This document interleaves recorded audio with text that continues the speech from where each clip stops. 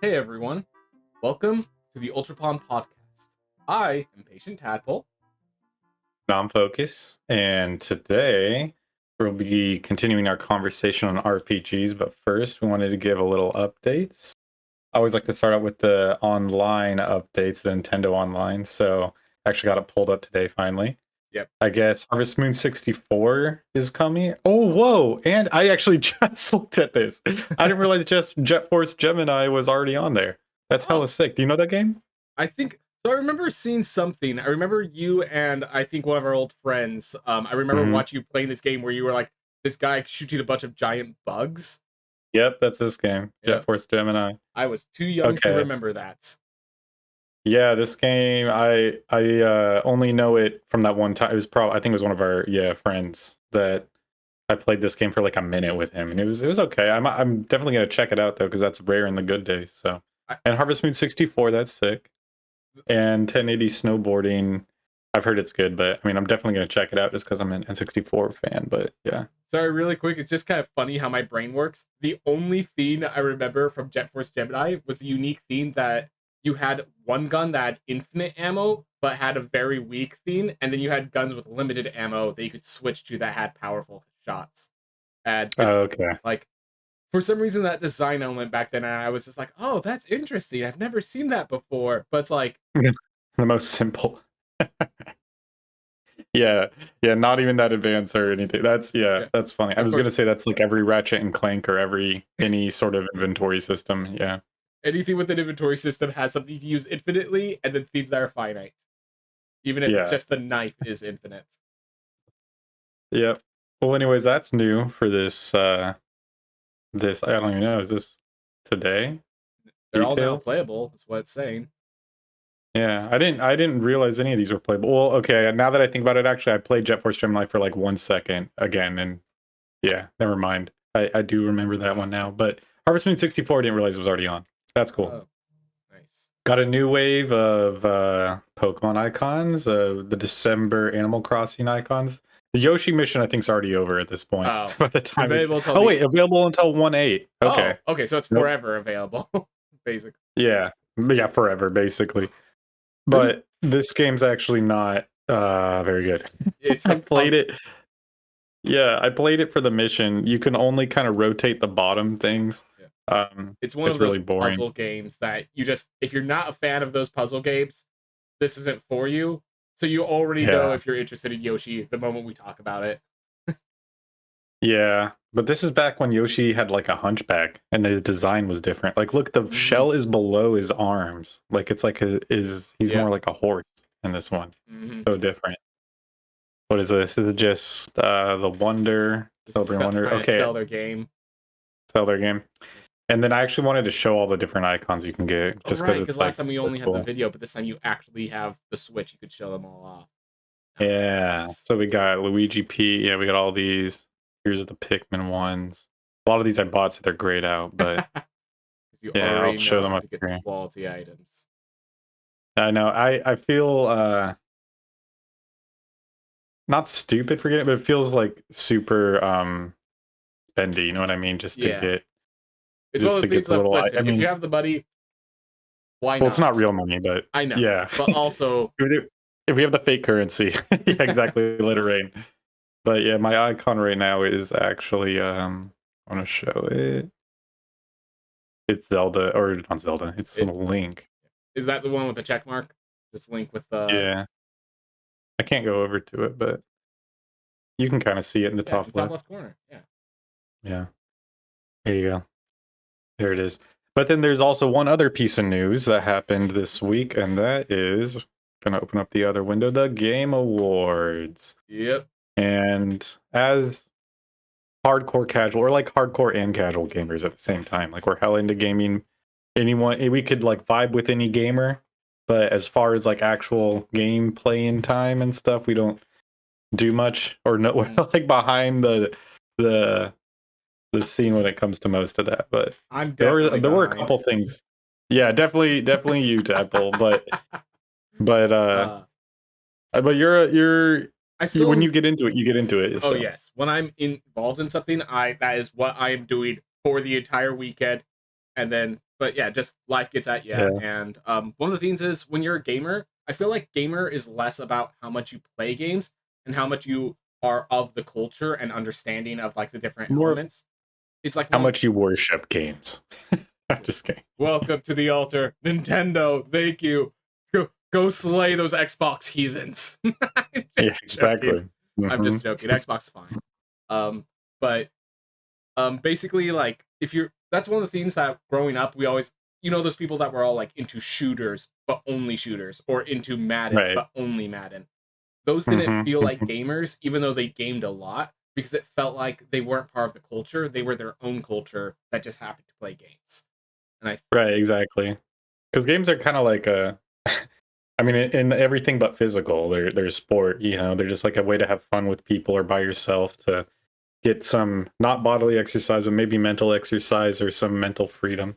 So yeah, those are the type of people that play video games, but quote unquote aren't gamers. But we're gamers, but yet somehow we don't play. I mean, I play a lot, you still play a but lot. I just yeah, you just kind of observe, yep. and you do you have Dungeons and Dragons, which is kind of a gaming thing. But Yep. anyways, let's talk about some of these things. So the only things that are kind of relevant to us, that I knew that you would be into, because I actually watched it. You didn't actually Yeah. watch any of the Game Awards. I was I didn't at watch the whole thing, but a party you were for it. just doing So. something. Either that or I was Yeah, at work. Christmas party. Don't know what day I don't that. remember. I think it was Friday Oh, night. then So I you was were just working Friday night. yeah. I work nights, so. Yeah. But But anyways, this is really cool. So there's Sega's doing a bunch of. Let me just get to the title card where it shows all the different ones that's coming out with. Okay, yeah, right here. So Golden X. Oh, I can mute this. Okay, Jet Set Radio, which is sick. Shinobi, which is like an old ninja game. Do you know yeah, Shinobi? I yeah. actually didn't know it before this trailer. I mean, I thought it was Strider at first, but Oh very right, much it's yeah, the kind of same style similar. of game as my understanding. Kind of like Yep. forward momentum hack and slash with a ninja aesthetic, which usually means good platforming, but more of difficult and precision stuff. Okay, cool. So yeah, the new 2D side scroller Shinobi looks cool. Then Golden Axe, which they completely redid. It's like all in 3D now. Like Yeah, I like can like go to these. Yeah, what were we gonna say?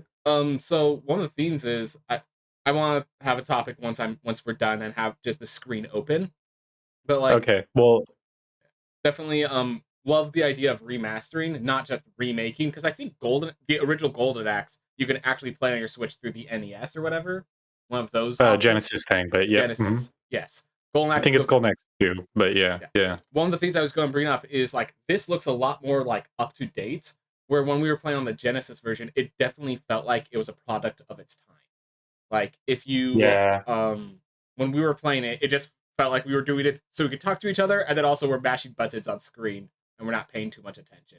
This looks like it actually has some Yeah. action elements. They've updated the gameplay, and I'm curious how fans are going to react to that. So it's like, listen, fans, if you want to play Golden Axe, here it is. Here's good old Golden Axe. We need to Yeah. update it to actually sell it to the current audience. I'm wondering how people are going to feel about that. You know, Yeah. I Yeah, I realized I agree. played the Big Old Dwarf, and it was just again, it was fun, but it didn't feel like it. Yeah, just the slow pace, this kind of just side scrolling, one use items of like this is the ultimate attack that just kind of clears the That screen. accident that I accidentally used. It just Yeah. it's a product of its time, Yeah, and it's super old, but I like how they're changing it up now to be 3D. So it seems like it's going to be like a exciting kind of like new type of game, or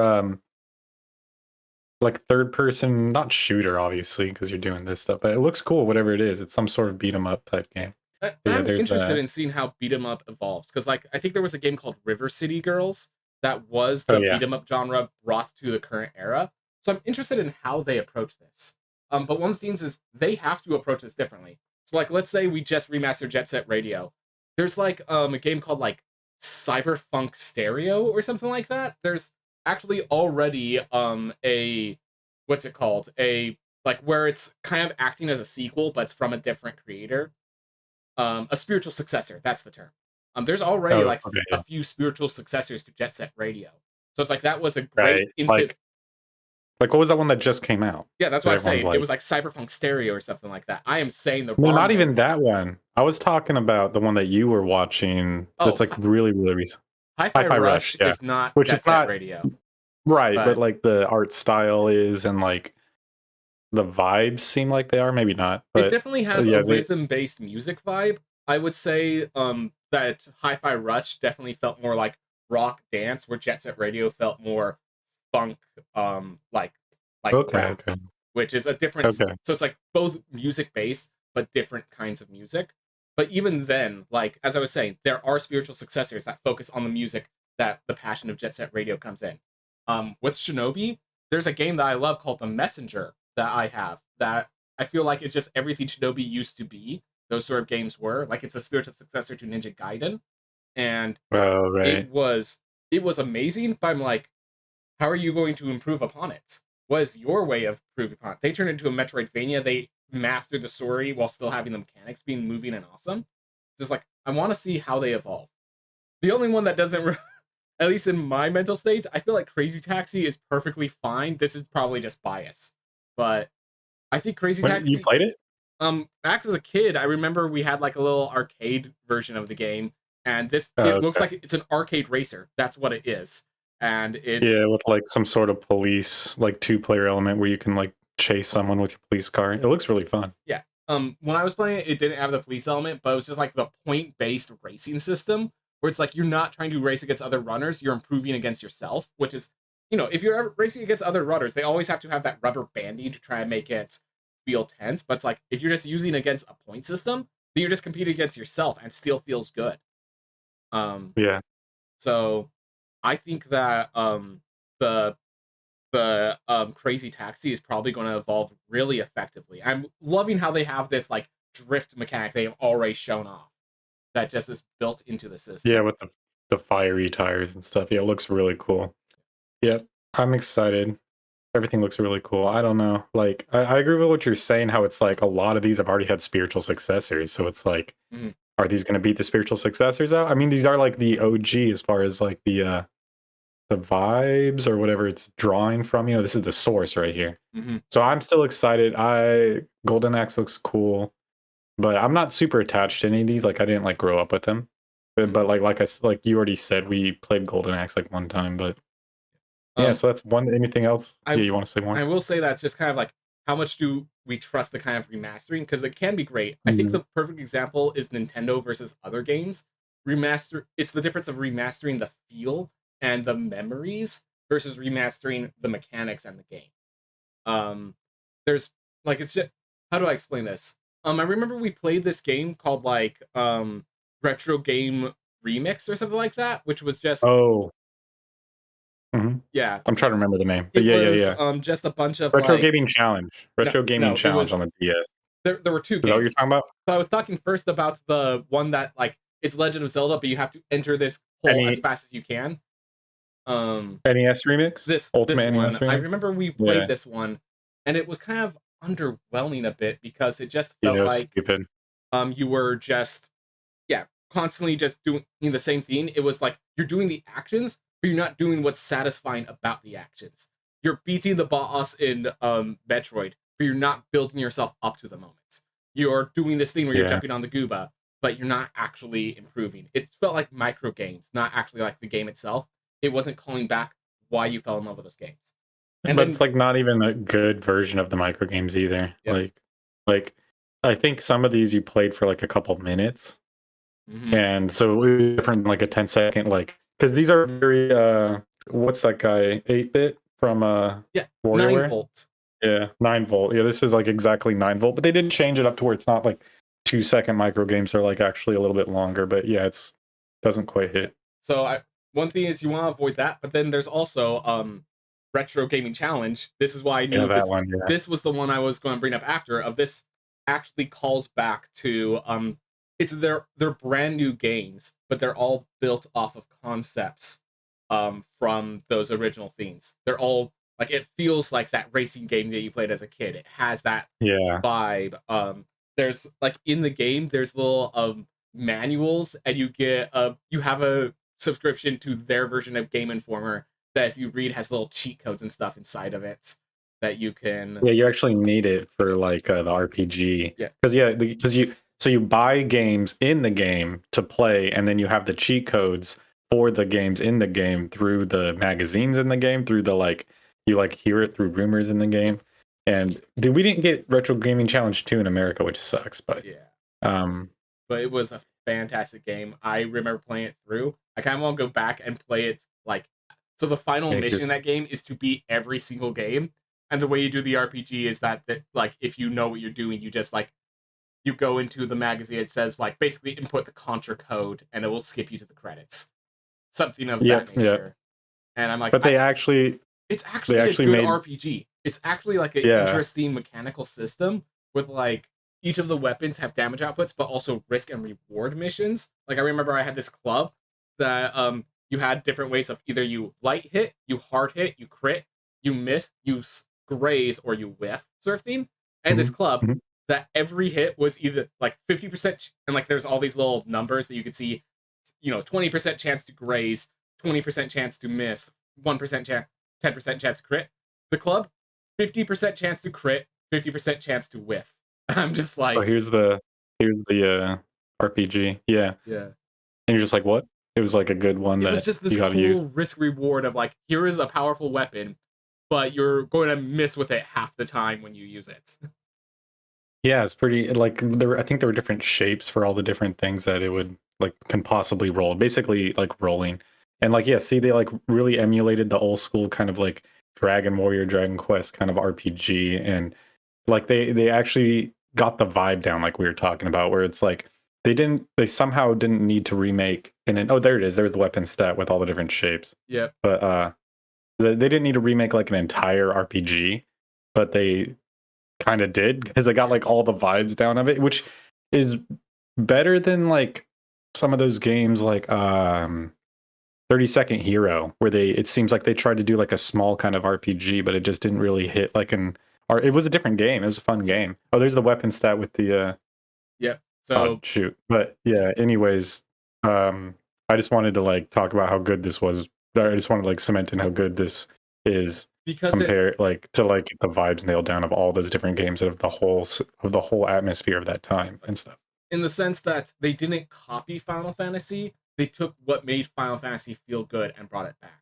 I think the thing that really sold me on their RPG was there was a random tree out there. I'm like, wait a minute, why is this tree out here? So I went and interacted with it, and I accidentally ran into the secret boss before it even revealed that there was a secret boss in the game. I'm like, oh. Revealed it through the magazine, right? Yeah. Yeah, I never read in the magazine. I just noticed, hey, there's this random tree over here. I'm gonna see if that is something. And yep, they added the little secrets, they did everything good. Yeah.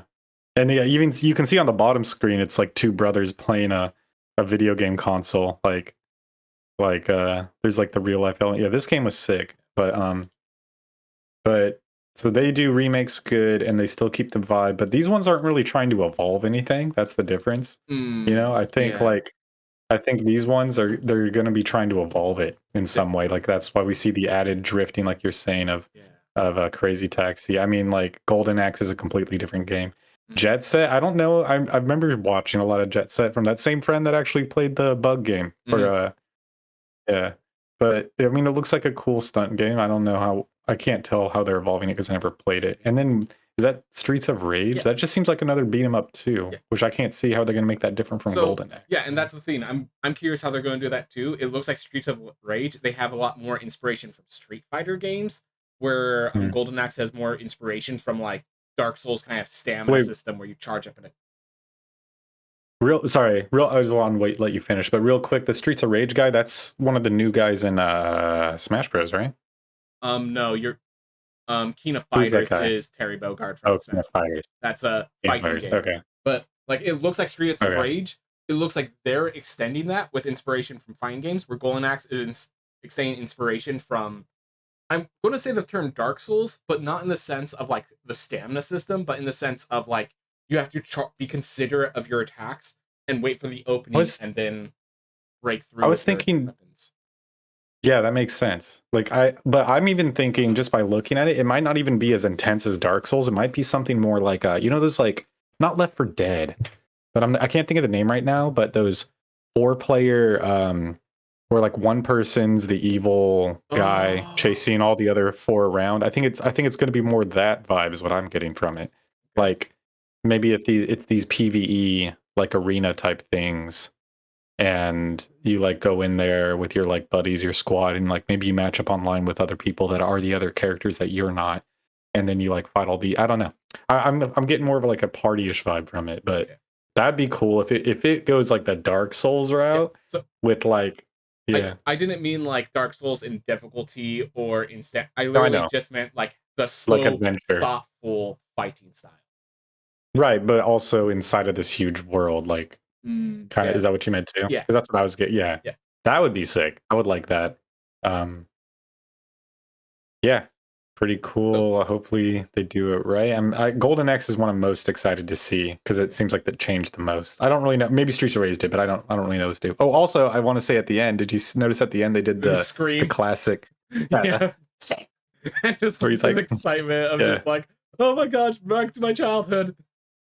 Yeah, that was really cool. I really like that part. Anything else you want to say on the Sega stuff? Nah, just watching the commercial, it looks like they knew their audience. I'm hopeful, but I'm cautious. I want to see what they do before I'm just going to commit to it, you know?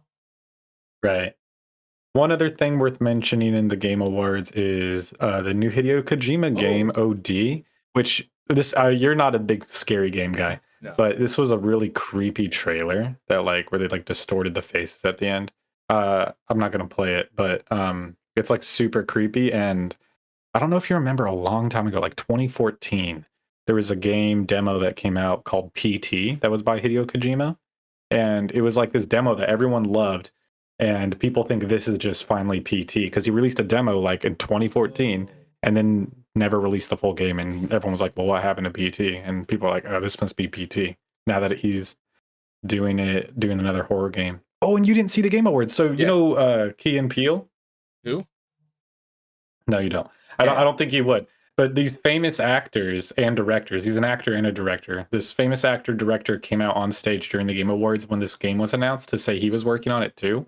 So there's this thing where like Hideo Kojima kind of tries to make his games into movies, and then this director is working on his game with him, and apparently there's other movie people working on it with him too. So that's pretty exciting. I'm excited to see where it goes. I don't think I'll play it really, but it'll be exciting to watch. This is something that I'll be excited to see what other people think of. But I actually, if I can tangent off on the idea of like a movie creator helping with a game, infamously, there's this game called Dust: An Elysian Tale, which was originally going to be like an animated movie that the guy was creating, and in the process, he ended up instead learning how to like create, learning Unity and created a game himself. And he thought it was interesting how it's like there's all these dynamics you can do within the game that you can't do within the story, and vice versa. And like that's awesome. The game actually worked pretty well. I haven't beaten Dust, but I played through a lot of it. Definitely, you can. Oh, you have it? I own it. I've played through some of it. It's kind of like a hack and slash game. Furry game. Don't. Anyways. Yeah, one thing that I didn't like was just like that spin special was just overpowered during it that he's using right now. Oh, we don't gotta talk about the specific mechanics, but yeah, it just was like a story. Interesting how like the story kind of built off of that, and like one of the things that was interesting was near the end you get a decision point of like, who are you, and it gives you like 3 options, but the whole thing is that the character's like going through a lot of stuff, and so no matter what you choose, your character just silently is like trying to stammer the words. He's like, see, even you don't know, sort of situation of like. All I was trying to get at was that this was built by an actual a person who does movies and want to learn into games, lean into games, right? And you could see like this visual kind of skill there, and like it was still a good game. And it sounds like the story almost there, but you can obviously see by how this broken spin attack, like you were saying, is going that like they didn't really understand game design because this is obviously broken. That's all you do. But we're literally watching this guy just do that the whole game. But you're right. With Hideo Kojima managing the mechanics and him managing the style and art, I could see a lot of good stuff coming out of that. That's all I was trying to get at. That there is potential for that kind of growth, that kind of system to work out. And I'm that actually is very promising. That Kojima is like, all right, I'm having a assistant to help me solidify my dream, because there's the infamous story of Hideo Kojima not caring about scope sometimes, and back in the old Metal Gear Solids, he they had to be tell him not to. He wanted to make one of the fights last 48 hours real time. It's like, dude, no, come on. Yeah, but that makes sense then why it had that memory card reader boss fight or whatever too. So that's cool. All right, so that's that game. It's coming out pretty sweet. This game. Oh wait, no sound. This game. Yeah, no, I'm not. I mean, this looks cool, but they're not interesting for us. I don't think we're not going to play it. Suicide Squad Kill. Huh? I was just gonna say, it feels like I need to play Elden Ring first. Like, I still have my backlog, and this just looks like more of those really amazing fighting games that I gotta start before I can get to the next one. Yeah, exactly. I haven't played like any kind of game like, because there's Sekiro, there's like so many types of games like this, and like I said, an Elden Ring would be the one I would want to play if I was going to play one of these types too. Game? No, but there is a Monster Hunter game. Okay, because I'm like, oh, but like, are you? I think that's just showing the bosses. Okay. This game actually looks really cool, to be honest, but like, yeah, Black Myth Wukong, and he plays this kind of monkey guy. Yeah, it's Sun Wukong. Yeah, definitely. So all these bosses don't stand a chance against you. Got it. Yeah, you know the legend of this monkey guy? Yeah. It's Journey to the West. He's basically the powerhouse of the story. Okay, cool. But, then they had Suicide Squad, Kill the Justice League. I'm not a Marvel guy, really, so I don't know. My thing with Marvel is it's just like, I feel like a lot of what they're doing right now is punching the numbers in and not really having, like, all the passion was from the comics that they're pulling off of, not from what they're producing right now. So yeah, I don't really know, because like there's so many people who are Marvel stans that I don't like. I'm like, I think they're doing something right. Like Dad, like our dad is super into Marvel, so I think. All right, and then we got stories, so. And then that's what I'm saying. If their stories are good, then like they're doing something right. Yeah. Like, what I'm getting at is that, like, when they're making the games, when they're making some of that other stuff, they're just pulling from the stories. They're the passions from the past, from Dad's era, not from nowadays. And that's kind of the issue. That makes sense. Gotcha. Then we got some more Final Fantasy VII, which they're always milking. Speaking of milking things, they're always doing that in this series. But honestly, this game is often compared to Ocarina of Time in the way it like created a cult following and the way it impacted people back in those days. So if they were doing this with Ocarina of Time, I'd be on the hype train too. So you know what? I'm not even mad. But Ocarina of Time Part 1, this is just the first 2 dungeons or something. Like, the game ends with you pulling the Master Sword. Dude, I'd be so down. But okay, this is pretty. I don't really know anything. I don't really care. Sorry. Marvel's Blade, another Marvel game. Don't know, don't care. Jump in if you have something to say. I'm just going to kind of skip through these till we get to the important ones. Just that Blade is super cool because, like, the existence of Blade implies that the entire Marvel universe has a secret dark organization of vampires that control everything, and this one superhero is holding them all back so that the rest of the Marvel universe can worry about other things. Really? That's hella funny. Wow. Dude, I feel like there's a lot of superheroes like that though, where it's just like they're the one stopping this world-ending thing, and it's just them, and then you're like, wait, they also exist in the same universe as the Avengers. So how did they kind of canonize that? And this is how, I guess. And the argument is literally that the Avengers don't know about it because he's so good at his job. That's so cool. All right, that makes it pretty cool. I'm not against it. I just don't know anything. I don't care about Marvel. Yeah. Moving on, we got another anime. There was a lot of anime games, which I'm ever since I've gotten into Fire Emblem 3 Houses, I've been way more into. I'm a weeb now, so I'm excited for these anime games, but I don't know anything about it. Well, I have to give you my subscription to Crunchyroll so that you can be a real weeb. No, I'm sorry, a gamer weeb. No anime, just plain anime. Yep, sorry. So weeb's an insult, by the way, but I'm not gonna worry about it. No, the last. Oh, yeah, you want to say something? Yeah, just with that anime stuff, like, you really like. It's just I've just seen a person in a maid uniform. I'm like, okay, no, we really need to figure out what's the story before we go any deeper like this. Sorry, just like anime made goth girl. Like, oh, we just checked all the boxes of what people want to see. What's the actual story behind all this is still in question. So Right. They got anime in the maid outfit check. They got, yep, slutty looking anime girls. Yeah, everyone looking cute. With where's the ears? Oh yeah, I was just gonna say ears. where's That guy the had cat ears. yep. That guy had cat ears. All Yeah. right. But yeah, The definitely a last lot of potential. Sentinel. But like, let me see the potential before I start saying anything. I don't know anything about this game. Don't care. This isn't even all of them. This is just Yeah. the best Game Awards trailers from GameSpot. Yeah. I mean, they don't even have some of the ones I would put on there, but I just wanted to go through the best ones that they said. Got it. Some more Final Fantasy 16 stuff. Oh, 16. The finals. Okay, here's a new Monster Hunter, which we'll watch this trailer just because it's actually really cool looking. It didn't say it was coming out for I was not playing. It didn't say it was coming out for Switch, but probably it looks because really the good. Switch doesn't have the strength to run it, unfortunately. Yeah, people are also speculating that it could be a Switch 2 thing coming out at the end of next year. But they kind of gave you the same kind of. I feel like Pokemon and Monster Hunter often share. Like they had the wolf at the same time, the wolf with the sword at the same time. Pokemon Sword and Shield had the wolf with the sword, and then now they have this creature that he's riding that you'll see also kind of acts like the Koraidon from Scarlet Violet. Yeah, you ride him.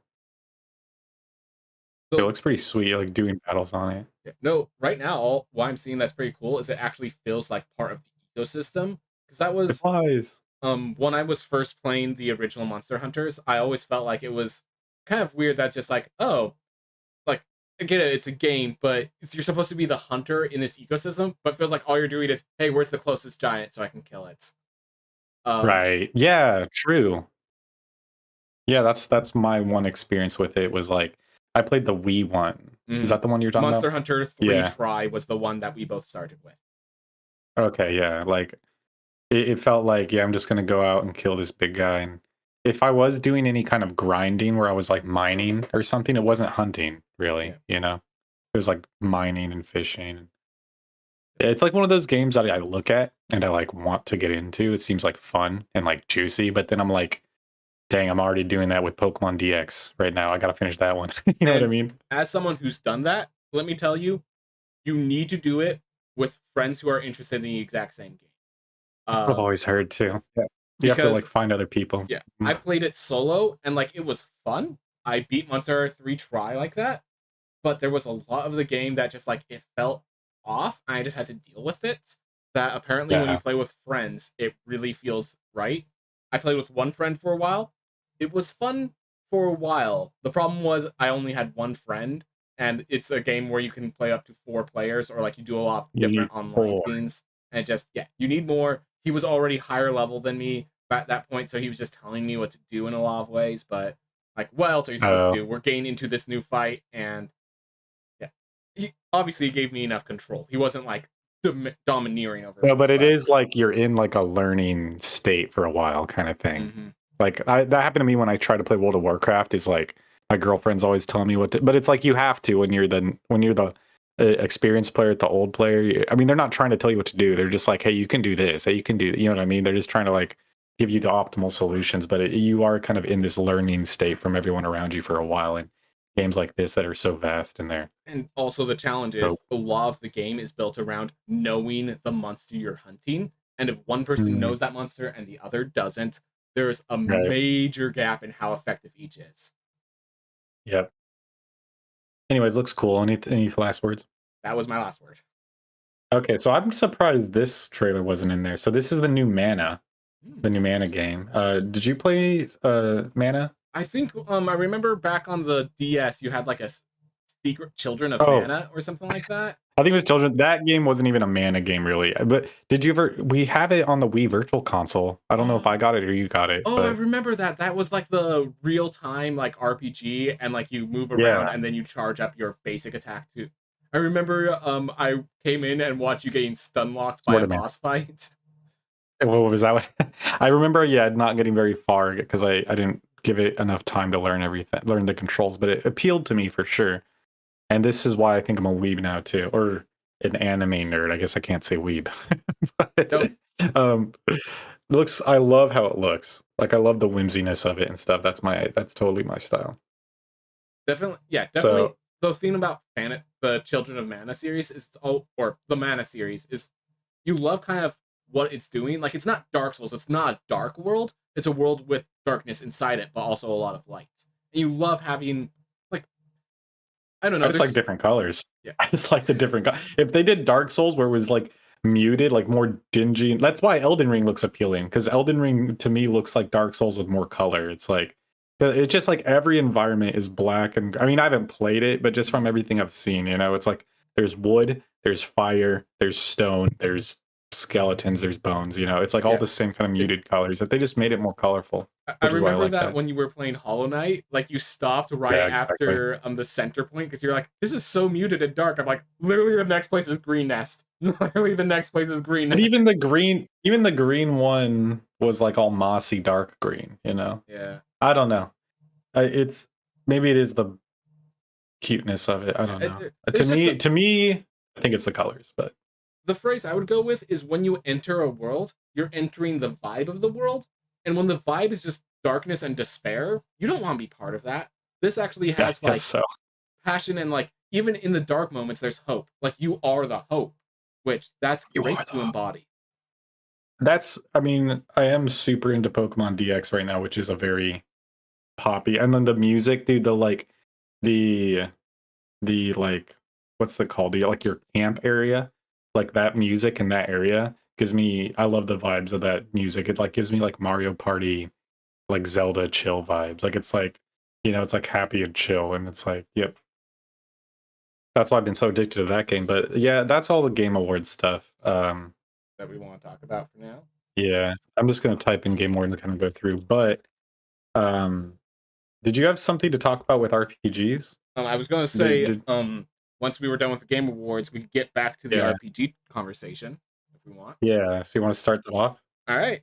So with knowing that we were going to talk about this, I brought all the RPGs on my shelf that I had played just to see if I can go through them. And I ignored Pokemon and stuff we already talked about.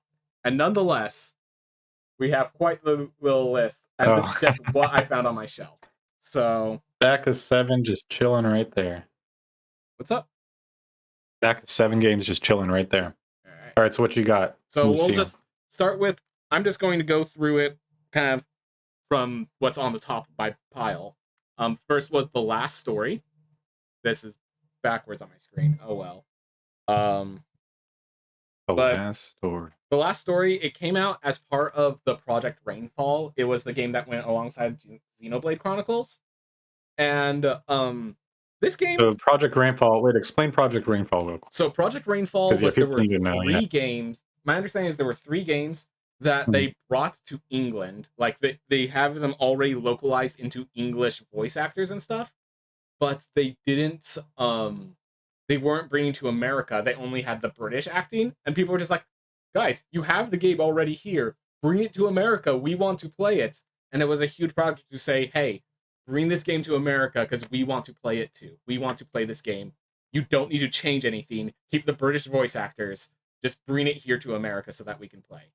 And amongst those was Xenoblade Chronicles, The Last Story, and I think the last one was called like Fall of Babylon or something like that. I don't actually have it myself. I don't know. What was it called again? Project what? Project Rainfall. Rainfall games. Yeah, I remember Xenoblade was one. Xenoblade, which is crazy to think that was part of the thing because now Xenoblade is so big. Like we have 1, 2, and 3 in America now. So it's like maybe they were just waiting for that to do it, but it's like it's crazy to think Xenoblade almost didn't make it. Yeah. To think Pandora's Tower. Pandora's Tower. Yeah.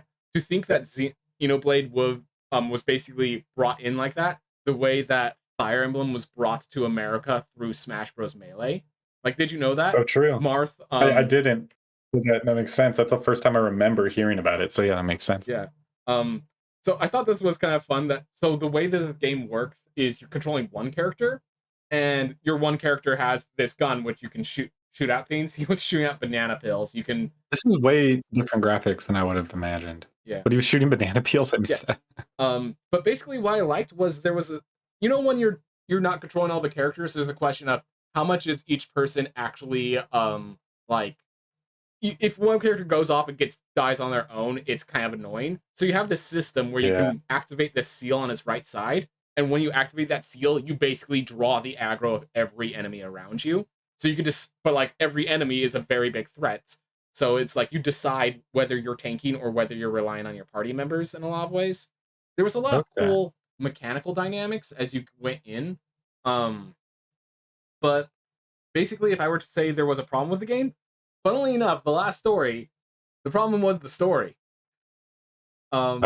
This game, it very much felt like it threw you into a world that you were supposed to have read the last 12 chapters of, and it just, nope, you now know everything. We're not going to explain it to you. I still remember, like, I read, there's a part where it's like a weird, what's it called? Like one of those Romeo and Juliet moments where it's like, oh, I want to be with her, but I can't. There's this barrier between us. I'm like thinking, okay, so what's going to happen? Is there going to be like a rival faction that comes and like we have to fight it off, or assassin? And then all of a sudden, aliens fell from the sky. Oh, yeah. I'm like, what? It was explained in the world that they were these creatures, but it just looked like aliens coming from the sky, taking this weird, like, historical fantasy saying, turn into something else entirely. And dude, what the heck? It was so weird. Just totally, yeah. Just totally flipped the switch, but everyone in the world was understanding, but I sure wasn't.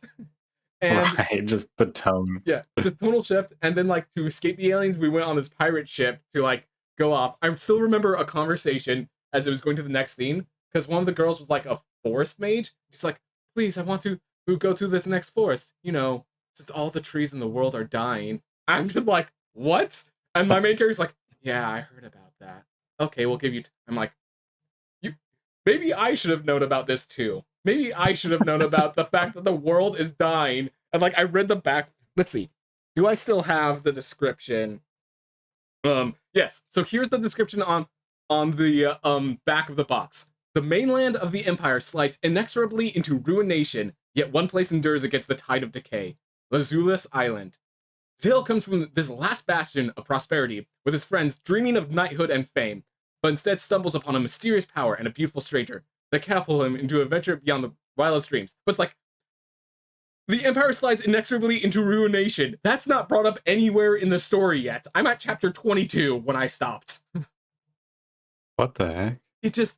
Yeah, that's crazy. So is this like a sequel to some games? Not as far as I know. It's called The Last Story, so possibly. I don't know. Was the first game called The Second to Last Story? That's weird. True. It just... We can't. I gotta... It was just so strange. Like, it was... Yeah. The mechanics were fun. The story... Yeah. And that was insane, because this was... When it came to combat... Sorry. When it came to combat, this game was probably the most fun I had with an RPG that wasn't, like, turn-based. Like, it was actually amazing. I feel like a lot can grow from that. But on the story elements, I bounced off. I stopped at chapter 22. It goes deeper, but it's just like, I stopped because the story was so arbitrary. And it just felt like I was getting thrown wild cards at a whim and expected to deal with it. Yeah, it sounds like they were trying to go for like an episodic kind of RPG style where like every kind of like Bravely Default, where like every kind of section's like it's but yeah, that sounds weird, and like they didn't do it well, and maybe that's why I didn't come to America. So maybe Project Rainfall was a mistake, huh? Ever think of that? Yeah, Xenoblade Chronicles should have been sacrificed for the Last Story's sins. No, you're right. That did bring Xenoblade over here, unless they were already planning on doing it. But yeah, so you didn't technically finish that one. You got really close. Oh, I didn't even get close. Oh, 22 wasn't close? Oh my gosh. I think chapter 22, by the pace of that game, I think the final chapter would be like chapter 80. Dang. That's crazy. I don't know. They could throw a curveball and then God comes out and we have to fight God now. That usually is how games end. I'm sure it would come as just a curveball like in chapter 25. I would welcome it. Yep. Why not? Yep. If they're already doing all this crazy stuff. But what other games do you have in that pile? All right. Next game on the list. Ooh, this was one you probably know a bit about. But the Etrian Odyssey series. So, Oh yeah, that's coming to Switch now. yep, I'm super excited about this coming to a mainline console. This has always been a DS game, and again, the story was set. This is literally the opposite side of. Okay, sorry. This is the same style of game where it's like this was an amazing mechanical game, but the story had me bounce off of it eventually. And I think the reason why was because the main story, you choose your characters, and so they can't really attach you to any of those specific characters. Um the Untold Oh, because they're series, kind of like build your own or whatever. the Untold series tries to break that trend, but I think I just ran out of time, honestly, with this. These are so I will tell you about this about Etrian Odyssey. They are difficult. They are difficult games. This little panther right here, this guy shows up in the first area and he will one-shot your characters if you're not prepared. He will just straight up, oh, this character's dead. Go heal. You're that dead. reminds me of Shin Megami Tensei. Which version of it? The one Strange Journey? Demon Survivor. Strange Journey. Oh, you Yeah. grab that one too? I don't have Strange Journey because I think so. Strange Journey think I I think have it. belongs with you, but Yeah, that will be later on the list. The other one. No, Shin Megami Devil Survivor. Yeah. I still haven't played Shin Megami 5. They have that on the Switch. But yeah. So I like the idea of like you really feel like this is a dangerous dungeon that you guys are delving into, and you actually have to work and strategize to prepare. It the games do competently, like when you build the right party, it just feels like this great zen moment. I love this. So if you look at the right, this dungeon on the right. So the way this game played, you actually had to map out the dungeon yourself on the bottom screen. That's so cool. So you had all these map making tools, and there were all these things where like, oh, this occurs, and you can like leave a note that, oh, don't step on this tile, or there's this thing over here. And yeah, it just like there was a lot of cool mechanics to it. The problem was the only way they could extend the story was through the side characters. You yourself are just the motion of agency. You're not actually a character in the story. And that was like the silent protagonist. Yeah, like silent protagonist. Yeah. And I really what bounced me off was just that because the game was so difficult, there were certain points where I just felt like, okay, the only way to progress through this boss is if I grind. Like, I do not have the skills. I did not build my team well enough to beat this boss. But it's like I don't really feel like grinding because I'm grinding to what? So I can grind again. Yeah, and it's you got to be in the mood for it. Some people like grinding, but yeah, sometimes you're just not in the mood, and they're like, yeah. And the thing is, just these games are long enough that I eventually fall out of the mood. And even though I'm on like the last several floors of the dungeon, I'm just kind of done with it. I will say that like when you're in the mood, these games are amazing. There's these one of the things that I really like is there's like these mini bosses that they introduce that like before you're prepared to fight them, but you can maneuver around them. They're actually like creatures on the map that you can maneuver around and avoid.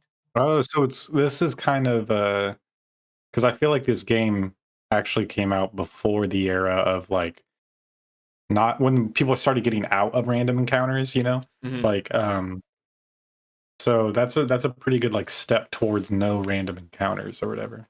Not no random encounter, but you know, like a different way. And kind of like Retro Gaming Challenge, how it has those elements that are like they're from the past, but it's evolved to the future. I felt a lot of that in this game, where it's like this game, a current day game just wouldn't have this threat here.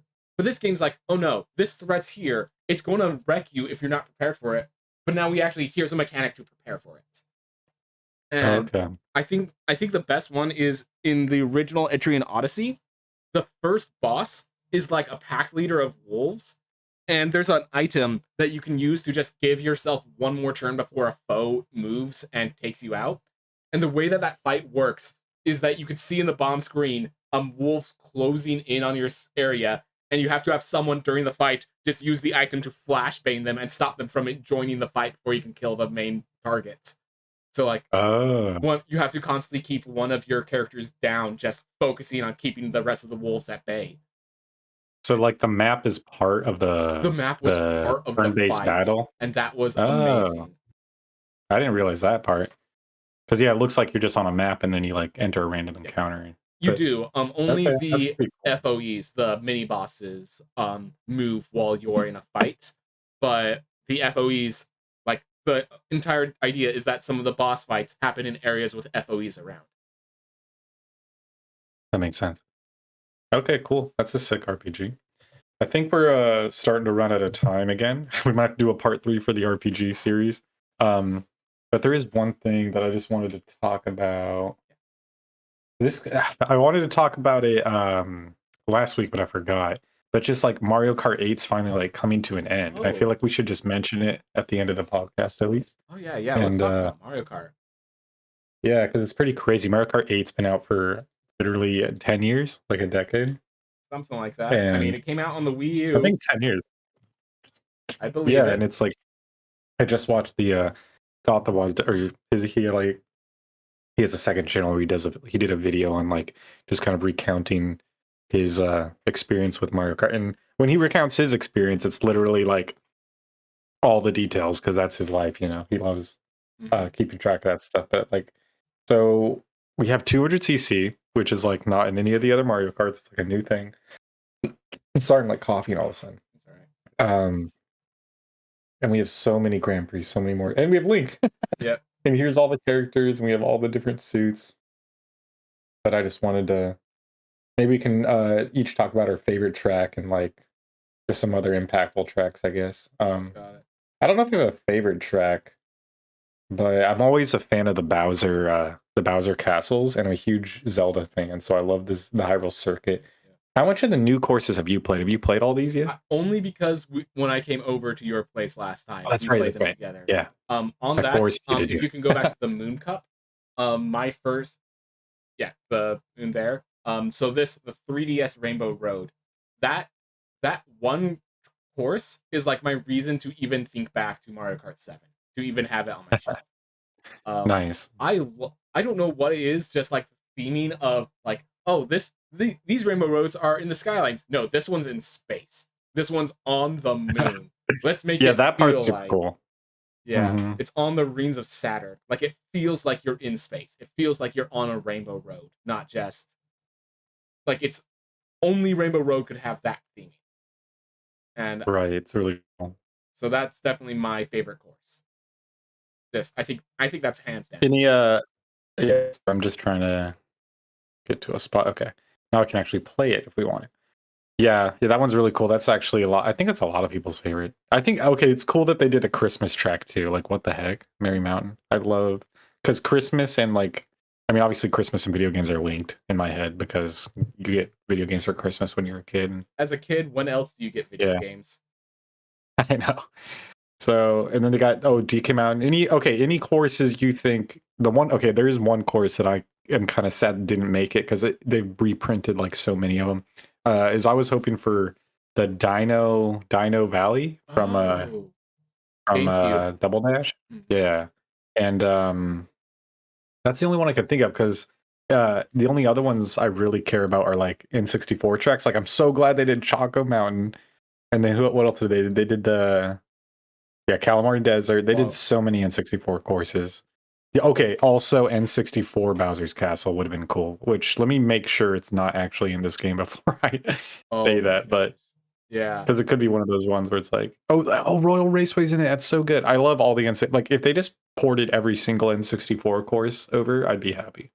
So that's all the other courses that I would want is just more N64. Yeah. Yeah. Specifically Bowser's Castle, but yeah, any ones you're like, man, they should have done this one. I will just say, first of all, with N64 Bowser's Castle, the fact that Kevin is a well-known character because so Kevin is the Thwomp. Oh, the green Thwomp. Yeah, Kevin's the name of the green Thwomp. The fact that is known because that's such a popular theme. Wait, we gotta explain it. It's the I thought you were gonna explain it. It's the green in the course. There's like a random Thwomp behind bars, and he's just a green Thwomp that's behind bars for whatever reason. But yeah, it's just like this random element of just. I think that's the thing. N64, the reason we loved those games was because there was just random elements of passion in there. Like there didn't need to be this like jail Royal cell Raceway. here. They could have just had any other blocking fort, but they're like, no, these swamps are actually a big part of this specific castle.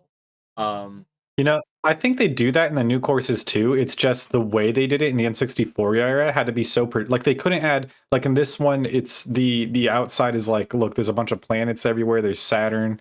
There's all these things, but in the N64 area, you know, they had less power, so they had to be way more particular about how they made the environment apparent. So, you know, they had Kevin, and then they also had like in the Royal Yeah, Raceway, one and of this my is what I was favorite going to ones get where to you next. Yeah. yeah, go for it. Yeah. That the I think the biggest thing that was just amazing.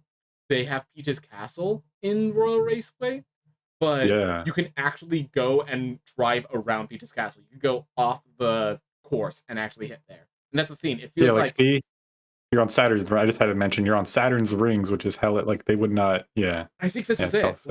Like with Peach's Raceway, like you don't it feels like it because this is here. Kevin is right there on the field. This is part of the Yeah. track. And this is why I love Hmm. this course. It's like it's not that space is off in the distance. You are in space. The moon is Yeah. below you. This is part of what it is. Like Not kidding. Yeah, it's hella cool, right? Exactly. It being part. I know what you're saying. Yeah, it being part of it makes it way different than a background element. Yeah, exactly. and a And JPEG. Like actually taking the time to make a 3D model of another Thwomp and putting it in there would make the whole interactable 3D models of the Peach's Castle and different things. Yeah. oh my god, I just realized chain chops are native to the moon. That's what's applying there. They could have been put there by Bowser. Who knows? Who knows? uh, just left behind after we crash his wedding in Odyssey. Yeah. I love this right here because it's like you could have gone flying and done that, or if you get those jumps right, you could just do it even if you miss the flying round. Like that's Yep. because it's like there's Pretty two cool. ways you can present that course. It's super cool. By the way, impressive. Yeah. Sorry, and just the one lap courses are hella cool because it's I mean it's 3 laps, but it's one big lap because you never do the same part twice. I like it in this sense. In the tour courses, they go kind of crazy, where they kind of like change up the routes and they like cross over the old, and then like the only thing stopping you from going the wrong way are these big arrows. You know what I mean? Like they can make it kind of difficult to play, but I like them, but not as much as yeah. I think this is my so really quick. Well done, getting first place while conversating with me. That was impressive. Oh, it's only 100 cc, but thank you. But I think that's my problem with the tour courses. That's like you know this is the correct path because there's arrows pointing you. It's not like a Wiggler walked through and blocked this area. It's not Yeah, Bowser shot a cannonball and now this is down. It's just yeah. hey, here's a big red arrow forcing you this direction. You know, so when you actually play them in the app game that I played for a little bit, it's a lot more like you know how when you have the little auto control thing on the back of your car, yeah, where it like makes you turn a certain way. That's just on in the app game. Like you can't really go off course. Well, you can't go off course. It like steers you for the most part. You just can kind of you have a very limited amount where you can turn. So that doesn't really happen in the app game. But one thing I will say is that I like that they brought the tour courses on here though, because it's kind of a way to catalog them. Because when the servers for the tour game go offline, like those courses are gone. So Oh, I never pretty thought cool of that we get them. Yeah, and I hope they're actually downloaded on my Switch and not somehow part because you do have to have an online subscription to get them technically, I think. So I don't know. Maybe I don't know if these are technically on my system uh I think or on the thing. I Yeah. think it would technically be on your system. It's just one of those things Okay, that if cool. they shut it down and someone else would not be able to get them after you. But it's Okay. I was gonna say it's gonna be a long time, and then I realized that the 3DS and Wii U shops have been shut down. So Right. Yeah. ugh. So how long is it going to be? Yep, exactly. Yeah, but Mario Kart 8 was a good time. Mario Kart's a good time, and I think we should do a podcast where we could like even go more in detail to every single course one of these days. But right now we're on the RPG kind of thing. And But also, if we're gonna be finishing with this, there's also the question: after Mario Kart 8, what comes next? Like, what are they going to Kart do with 9, no, 9? Um, I've heard a I don't lot of know. people just really wanting to extend into the kind of Nintendo having Kart. Zelda, having Splatoon, yeah, Nintendo Yeah, products, Mario Kart yeah. Racing. That can be okay. I think it'd be cool, but one of the things I think is why not make DLC when your game's good for DLC? Mario Party Superstars. I think everyone wants to just get DLC for like some more stages on there. Yeah, I don't know what's taking them so long. I mean, obviously, it seems like they're not going to do it, but yeah, exactly. That'd be cool. But so, what's the point you're making? That like, What if would they were they just going to make do? Nintendo Kart, why don't they would just do DLC for this even more? You think? Yeah, and it's Well, I hope they don't do that. I hope they create a new physics, because every kart game, it's still got the base. It's got the drifting, it's got the items, it's got the oh right, boost they at the can change beginning. up I the hope they, items a lot. Stuff. yeah, I hope they change something. Hope they change it up. So for the new one, and I was just playing a tour course, so there's a tour thing going on in the background. But Got it. yeah, I actually have somewhere to be, so we should wrap this up. Unfortunately, Unfortunately, but I will have this list of all these RPGs so we can go through it in the next time. Probably okay, actually cool. close out that conversation. Hopefully, nothing else big happens so we can actually have time for it. No more game awards clogging our time. I mean, it's part of our podcast, right? We do a little news and then we talk about talk about something. So, all Calm right. down, news. Calm down. Yeah, exactly. Stop having things happen for now. Yep. So, anyways, good episode, good talking. I'm FoeCus. Any last words? Thank you all for coming. Thank you all for being here. No, I don't have last words. No, I'm Ben. All right. Last words are beep bop. Goodbye.